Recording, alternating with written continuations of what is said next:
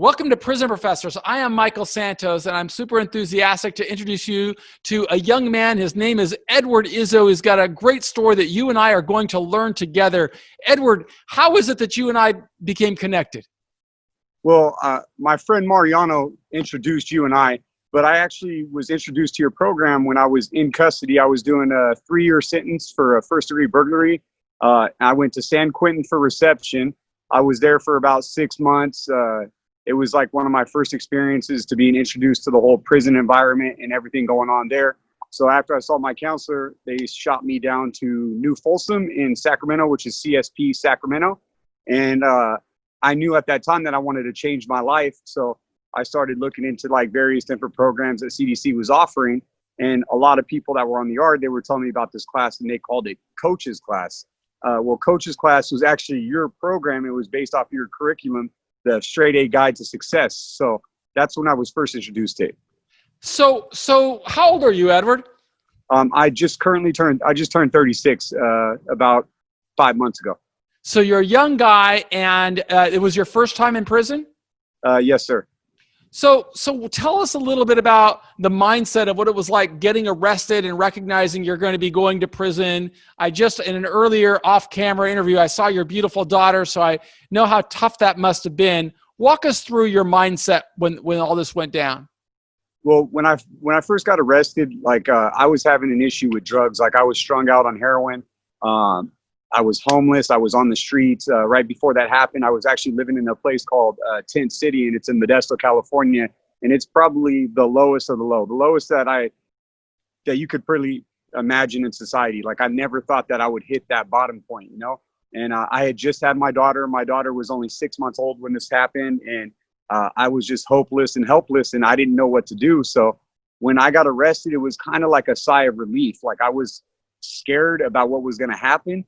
But I also knew that I wasn't going to die out there and that my daughter was going to get the opportunity to know me. I just had to go through the whole criminal justice system. That's really sad to hear. I wasn't too far away from there in Modesto when I got released from prison. I was at the Atwater Federal Prison. That's pretty close to that, isn't it? Yes, sir. It's in the Valley too. So I'm very familiar with that prison. So you were living in a tent city. How long were you there? I was there for about 6 months. Like my daughter's mom and I, we were having a lot of issues. She was very negative and condescending and controlling with me. And then I just felt like I couldn't get it together. And a lot of issues stemmed from me losing my mom. I lost my mom 10 years ago, and I had never really confronted that or dealt with that. And I didn't know how to open up or seek the help that I needed, so. It's a lot of people, we're all human beings and we all go through challenging times and struggle. And sometimes we've got to go through, the fire in order to grow stronger. I use this analogy. I don't know if you've heard it before, but have you ever heard me talk on any of the programs that you saw me create in prison? Did you ever hear me talk about an oak tree and when's the best time to plant an oak tree? I can't remember it right now, but That's okay. I'm pretty sure that we went over it. Well, I don't know because I create so many different types of courses. I don't know what you saw, but I'm going to ask you right now. Do you know the best time to plant an oak tree? Right after a storm. Okay, well, that's a pretty good guess. But the best time to plant an oak tree is 20 years ago. Right? All of us wish that we would have made better decisions 20 years ago so that we'd be stronger today. Isn't that right? Yeah, hindsight being 20/20, most definitely. Yeah, 20 years ago would have been awesome. I mean, if I would have made different decisions, now I'm 56, so I would have had to go back a lot farther than that. I was in prison 20 years ago. But if I go back, if we all look back, we all probably can think, what are some better decisions that we could have made that would have put us on a better track? But that leads to the next question, and that is, do you know when the second best time to plant an oak tree is? It's today, buddy. Today, yeah. Okay, today, yes. It's today because we're sowing seeds every single day, Edward, that it's going to put us on a path to a new life. And it sounds like that's something that you wanted to do. But that oak tree analogy, that seed I use, it actually goes a little bit farther. And it says, well, when we're planting a seed, Edward, I'm going to ask you this again. When we're planting a seed, is that all we got to do is just plant a seed and expect to grow this big, robust oak tree? No, it takes a lot of work. You got to water it and nurture it and take care of it, you know? That's exactly right. And when you're nurturing it, you nurture it with fertilizer, right? Yes. And what's fertilizer? Fertilizer, it's like food for the plant. But isn't it like livestock manure? Yeah, it's like livestock manure. Yes. Exactly. It is exactly. So the seed's beneath the ground, and doesn't it have to grow through a lot of manure before it becomes a tree? Yes. So that's exactly what we've got to do. I had to go through 26 years in prison, which is just like a lot of manure, but you grow stronger. And it sounds like that's the same mindset that you had as you were going into the prison system, but you had this idea that you were going to grow stronger. Yes, that's definitely where my mindset was at. And I know that your program like really helped me out a lot about it. I mean, that's why when Mariano had mentioned your name, I was like, are you serious? Like, that dude changed my life. Like, that program like was probably the most influential and crucial program that I did in prison. And I was telling my coach that her name was Coach Wilson. So she pretty much ran all the programs for every single yard in Coach CSP Wilson? SAC. Yes. What's her name? Hold on a second. I got to make sure that I write her a letter and send her a copy of this. What is her name? Her name is Coach Wilson. So she runs all of the sports activities. Like, she brings in like people from football clubs, baseball clubs. They'll play with the level 4. They'll play with the lifers. Coach Wilson at what prison? CSP Sacramento. Sacramento. And if I write to Coach Wilson at CSP Sacramento, you think it'll get to her, or do you have another name for her? No, that's her name. I know it'll get to her for sure. Sweet. I'm going to write her a letter. I just texted it to you just to make sure I got it, because I want to tell her that to thank her for making sure that the program got broadcast. So somebody told you about it, and then how did you actually access it? I actually had to sign up, and then I had to write an essay about why I wanted to do the program and what some of my character defects were, you know, and that's like when I really started to like work on the things I needed to work on. You know, like when I was in there, I hadn't talked to my family in almost 3 years. I totally rebuilt relationships with my sisters, like to the point where when I was getting out there, like my little sister, she just got her master's degree and she works for LA County School District as a high school counselor. She's like, look, I just bought a new home down here in Long Beach. She's like, when you get out, come stay with me. She's like, I want to help you out. I want to help you get on your feet. And it was just like all these doors were being opened. That was your sister? That was my little sister, yes. What's her name? Her name's Monica. Monica. Well, I want to just definitely thank Monica. I want to tell her that, you know, a lot of us are really fortunate because we've got great sisters like Monica. I had a great sister that was with me through 9,500 days in prison, and she helped me get through school and, you know, just helped me a lot. So I just wanted to, I know that she'll probably be watching this video. And Monica, I just want you to know that you've done an amazing thing by sticking by your brother. So you're in Long Beach now? Yes, I'm in Long Beach now, and I'm actually currently in a program. It's called ARC. It's Anti-Recidivism Coalition. Oh, I know Scott Budnick. Do you know Scott? Scott's my buddy, yeah. No kidding. Make sure you tell him I said hello. And I have actually a video with Scott and me. No, it's an audio file, I think. I don't think I have a video, but I have an audio with Scott and me. He was incredibly inspiring to me. Reached out to me, one of the first phone calls I got when I walked out of prison. Yeah, he does so much for every one of us and for the people inside, man. Like, I got mad respect for that guy, and they like pretty much have totally set me up and backed me up 100. I mean, we're in cohort 10, and it's the 10th cohort that they're doing right now, and we're all going to be in a union apprenticeship. And that's while I'm going to school too. So I'm finishing up my AA right now, and like what you did motivated me too, and like what my little sister did. Like, I told her, look, I'm going to get my master's degree. I'm going to use the avatars. Like, I paid attention to your program big time. Like, I work on networking and avatars and in making sure that I carry my name with high esteem and bust my ass harder than anybody else, showing up an hour early, doing what I got to do to get noticed, because that's what it takes, you know. Like, hearing your story, it was like motivating to me. And then reading this Viktor Frankl's Man's Search for Meaning, like it changed my life. Bro, I'm telling you right now, you're changing people's lives, because I'm going to take your video that we're doing right now, and it's not only going to go into every California state prison, but it's going to go into federal prisons and people in jail right across the country. And they're all going to hear about how Edward Izzo changed his life. And you're going to inspire tens of thousands of people. And I'm just so grateful to you for being open and to share it with me. So let's talk a little bit more about what's going on. So when you went into the prison system, you started to change. help me understand how you got access to these videos. What was the process? Because I create them, but it's kind of like you've heard that story about you're chopping a tree down in the forest. You don't know if it falls. Does anybody ever know? Right? I make videos every day. I have no idea who's seen it because I just send them into jails and prisons. So walk me through so I can make more, and I want to hear how the guys are responding to them so I can get more content in there that will teach and inspire more guys. Yeah, I was telling Coach that too. I said, like I felt like your program was the most beneficial program. Like a lot of programs that CDC does are, excuse my language, but they're bullshit. They're not geared. Watch the language because they might not want me to swear on it. So go ahead. Sorry. That's all right. They're not geared towards helping people get out and like do something with their life. They're more like along the lines like, oh, here, we'll help you get your driver's license, or maybe you'll get a job when you get out. Like that's not going to put people like us that need help to get on our feet in the right position. And your program kind of like showed us like what's required, like what it's going to take. Like get yourself educated, get involved, reach out, ask people for help, So I'll give you a little story on that. I agree with you. I think that the prisons do, they offer these courses, but it's always helpful to give them real life stories from people. I think one of the reasons that you listened to me, and correct me if I'm wrong, is primarily because I was in prison for 26 years. That too, and the people that you brought on to, like the felon attorney from Buffalo. I remember vividly his story. Like I could tell you off the top of my head because it sank in my head. It was. Did you see Weldon Long's story? Saw Weldon Long's story.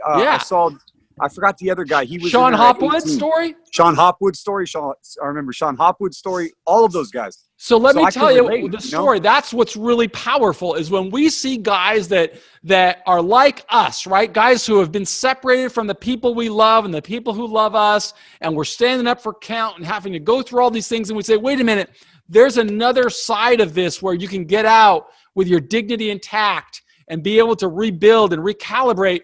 That's really powerful mindset thinking, and it gives somebody the reason. Now I know why I've got to go get my GED. I know why I've got to go develop a trade, because I'm not doing it for an extra bowl of Wheaties. I'm doing it because I'm going to change my life, and that's what you're doing. Yes, and then I want to give you an example. So like Coach brought it up. So she had someone that was it was a level 2 and a level 1, and they were at camp, and they were doing your program. They went out and made one 30-second bad decision, and now they're spending the rest of their life in a level 4, which is terrible. I mean, if you see, especially they're locked down 23 hours a day, and he's never getting out. He got double life. His chances of getting out are so slim. It's because he made one bad decision, and that really sank with me. I was like, you know what? She's right. Like this could be my very last opportunity, and like opportunities aren't given, they're taken. So you got to go out there and be willing to do it and like change the things that led you to there. And like hearing your story, that's what motivated me to want to do that. Well, you're motivating people as well, and I want to really want to thank you for doing it. I want to give you another little lesson here that wasn't in the program that you saw, because that program, that was kind of the challenge. Is I have so much content, I want to give new videos every single day, that teach and inspire guys. But one of the things I really talk about right now that's so important is to develop the CEO mindset. To be thinking, okay, you've got to be the CEO of your own life. You're not doing these things because you want a lower bunk pass or an extra bowl of Wheaties or whatever they're giving you in there. You're doing this because you want to come back. You want to be able to stand on your own 2 feet. You want to be able to build a life. And that's what we can teach you how to do.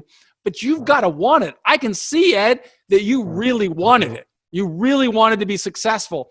And so you define success by what? What was success for you? I don't want to put words in your mouth. Tell me what success was for you. Success for me is being where I'm supposed to be an hour early every time, showing up before the next guy, being willing to get my hands dirty and to be better than everyone else, to step up and to show them my willingness, to do everything I can to be successful. To be the highest level of success that you can be right now. And that includes inside of a prison cell. Right? When I was going through 26 years, I was always thinking, I'm going to be the best in the world at what I do. It's not a matter of differentiating myself in the prison. It's saying, how am I going to come home and be able to create my own businesses, my own sales, my own income? How can I do that? And what can I do today that will help me get there. That's part of the CEO mindset. It starts with defining success. But that's not all that it is, Edward. There are other components to it. And I use this analogy right here is a tripod, right? So there's 3 legs on this tripod, right? Can you see that? Yes, I can. Okay. Yeah. So if I have all 3 legs solid, right, this thing's going to stand. It's going to be able to balance, right? I could balance it on this table right here. Boom, 3 legs, it's standing, right? But if I only have 2 legs, it won't stand. Right? It won't stand, no. Right? If I only have 1 leg, it won't stand. So the 3-legged prong that I talk about, and you didn't see this because this wasn't in the course that you saw, but the 3-legged prong, the first one is I want to tell you something that you got to be thinking about because you're going to be really successful. I can tell you that right now. Just by your attitude, you got the right attitude to be successful. But if you become real successful, there's going to be people say, oh, he's just lucky. Right? You're lucky. Yeah. They're not going to know all the hard work that you had to put in to become lucky. And so I want to give you a strategy to make that not happen. And that is you've got to document your strategy right now. Like what you just said. I want to be respected on the job force. I want to build my own life. So I'm going to be the first guy on the job. These are going to be my strategy. I'm going to be early there. I'm going to work harder than anybody else. I'm going to be totally focused and disciplined. I'm going to apply myself with 100% commitment. Isn't that one part of your strategy? Yes, sir. So document that. Write a journal. In fact, I just created this course.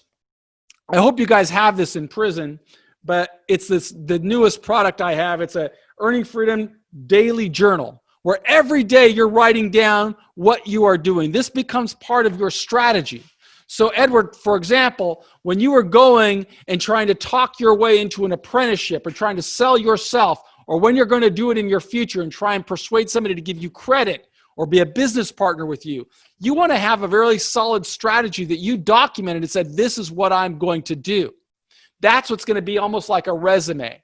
So if people look at you and say, oh, this guy, he's got a felony background, whatever, you're going to be saying, that's right, I made a lot of bad decisions. And that's why I can bring enormous value to you, because I know how to document a strategy of facing a problem and overcoming that problem. And that starts a conversation. And that's the way I've always been able to overcome things. So step 1 on your leg, document a strategy. Okay? Step 2, you know what step 2 is? What's step 2? Step 2, buddy, is you got to create your own tools, your own tactics, and your own resources. Okay? So you've documented your strategy. Right now, that's what you are doing. You're creating tools by developing relationships with people like Scott Budnick and all of the people there at the ARC. And I know there's a lot of them. There's how many people there? 50 people? There's a lot of people, yes. Yeah, they've built an amazing organization. And, their only goal is to help people reach their highest potential. So all of those people there are really great people. They're compassionate people, and they want to help other people. But you do use that as a tool. Soak up as much knowledge as you can from them and develop your network. And that's the second leg of your 3-legged prong of being the CEO of your own life. The third leg is you've got to measure your progress every single day. You know what it is that you want to do, but measure your progress every single day and define success. And say, I know what I got to do this week and next week, and measure it and document it. And all those things, bro, are the way that I've built like many businesses since I've come out of prison. And I want to show other people how to do it. And it all starts right when they're inside of a jail cell. Your success today is very much because of the decisions you made when you were in jail. Isn't that right? Yes, it is. And the journaling thing is crucial. It's funny that you brought that up too, because that's something that I actually started doing while I was inside. And I started writing down goals. Like my goal isn't just to get into the union apprenticeship. It's to get my master's degree. It's to use that to move up even more and like build my own CEO, my own brand, like what you did, and like I'm still doing it, bro. Every day. You still do it. Yeah. So that's what is motivating me. And I know that if you write down your stuff, you'll be surprised at how fast you knock out the goals that you'll blow them out of the water. You'll be like, oh, I can't believe that I accomplished that. And then you'll start reaching even higher. So you've been home for 5 months now, and I want to get to that point of 5 months. but I want to hear a little bit more because I want to make sure I'm giving the best stuff I can give to people in jail and prison. When you say you talked to Coach Wilson and she let you enroll in the program, how did you actually access it? Is it like on the library TV, or how does it work? Well, she brought the DVDs in. So what we would do, we had to volunteer our own time. So Saturday morning while everybody else is sleeping, like what you were saying, like, am I going to go out to the yard and just hang out? Am I going to just get loaded and hang out with the homeboys and waste my time? No, like I was getting up at 6 a.m., eating breakfast, getting ready and going back down to the classroom, waiting for her to get there at 8 o'clock so we could be in there for 2.5 hours and going over your videos. And then we would just discuss things. And there was only like 8 or 9 people that got accepted. Like you had to pretty much earn your way in and show her that you wanted it, you know? That's awesome. I'm going to make sure I reach out and give her more videos because that's one of the things that I want to do. And I think that those guys are going to be super inspired by you. Tell us what your transition like after getting out of prison and starting back in society. What were some of the challenges that you didn't anticipate? Well, man, it was a roller coaster. I was actually one of the first people to be released due to COVID. So COVID hit and I actually got out even earlier. They're like, I came back from work and they're like, hey, you're going home, like roll up your stuff. And I was like, get out of here. You're messing around. They're like, no, we're serious. How much longer were you expecting to be in prison? Like 3 more months. It didn't knock off that much time. Now people are getting out almost a year early and stuff. But then they were like so worried about everything going on. So then when I got out, it was like a pandemic. It was weird. Like nobody's out on the streets. And this was even worse than when before all this stuff happened. So seeing it, I was like, oh man, like how am I supposed to adapt to this? What am I supposed to do? And, you know, I just kind of like rolled with the punches. And like I said, I had my older sister. First, I stayed with her in Modesto, and I knew I wanted to get out of Modesto because I had that toxic relationship with my daughter's mom, and it was very unhealthy. And I knew that I was on a different level, like I was moving in a different direction, and I knew that I needed to focus on myself so I could be there for my daughter. So eventually I got it transferred. I get down to Long Beach like 2 months later. Well, my daughter's mom ends up getting a DUI with my daughter in the car. She was driving at 1 a.m. like 65 in a 40, and CPS took my daughter. I didn't think I was going to get a chance to get in any custody. So when that happened, I got full custody of my 3-year-old, and it was like a blessing. Like she's going to be 4 in January. So I got her right away. She's such an adorable girl. I saw a picture of her earlier on the. I got to say hello to her. Yeah. So I got her right away, and then it was hard, you know. Like I'm focused on building my life, going to school, doing ARC, and working 2 jobs. So literally, like I've had no time, but I wouldn't change it for the world because you know it's put me on the path that I'm currently on now. You know, I'm like besides that, Edward, you're also really fortunate that you've nurtured this relationship with your family, which is important for people in jail and prison. Is that you that level of support is so important, and if you can nurture it while you're incarcerated, it will really help ease the journey.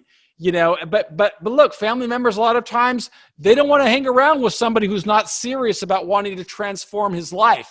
But if you're serious and you're documenting the story, I think that we'll find that people will welcome us back. I've been really blessed to have built a strong support network that helped me in enormous ways after coming back to society. And I want to say that that anybody can start working toward building that support system just like you did. Most definitely. So Edward, we're coming to the end of the amount of time that we have available for these episodes inside of CDCR, but I'd love to do a follow-up with you in a couple of weeks, or I've got to travel tomorrow. I'm flying to the East Coast to do some more of this work, and I'll be gone for about a week. But when I get back, I'd love to have you back on the show. I want to film you with my new camera here because I just bought this just so I could produce better quality videos for the guys in prison. Are you a subscriber to the Prison Professor's YouTube channel? No, I actually need to. I'm still trying to figure out all the technology stuff. Like I just barely got a Chromebook and I got a new iPhone 11 Pro. So I'm now starting to, you're going to have to send me that so that way I can get I'll send you the link and you'll just be able to click the link and you'll be able to see this video yourself. Make sure you share it with Scott and give everybody at ARC my regards. I know a lot of guys there. And, if you got more guys there that had some time in prison that would like to share their story with other people in jail and prison, make sure you connect them to me because I'd love to profile them. I'm always looking to inspire people in jail and prison, and ARC's got a really deep bench of people that are doing great things, and I'd love to profile them. Yeah, definitely. I got some people in mind. So yeah, we'll definitely talk off camera about that for sure. Sweet. So I'm going to close out here because we're at our limit here for CDCR, and this is really especially for guys in California Department of Corrections, but also in jails and prisons across America. If you've got a family member and you want to see what what best possible outcomes are, have them subscribe to the YouTube channel of Prison Professors. And maybe you might want to let them get you a copy of this journal so that you can document your strategy to success, just like my man Edward Izzo is doing right now. Congratulations to you for making it out of there, and congratulations to you for having a fabulous attitude. Super grateful to you for donating so much of your time tonight after a long day of work so that we could reach more guys incarcerated. Definitely. I love those guys in there, man. And I just want to say that I believe in all of you guys, and we all can make it. We all got to be productive members of society and give back, and show people that we do have some worth. Eddie Izzo, man, giving us words of wisdom. Thanks so much. We'll have you back on the show a little bit later. I'm Michael with Prison Professors. I do hope you subscribe. Thanks so much for being a part of the program.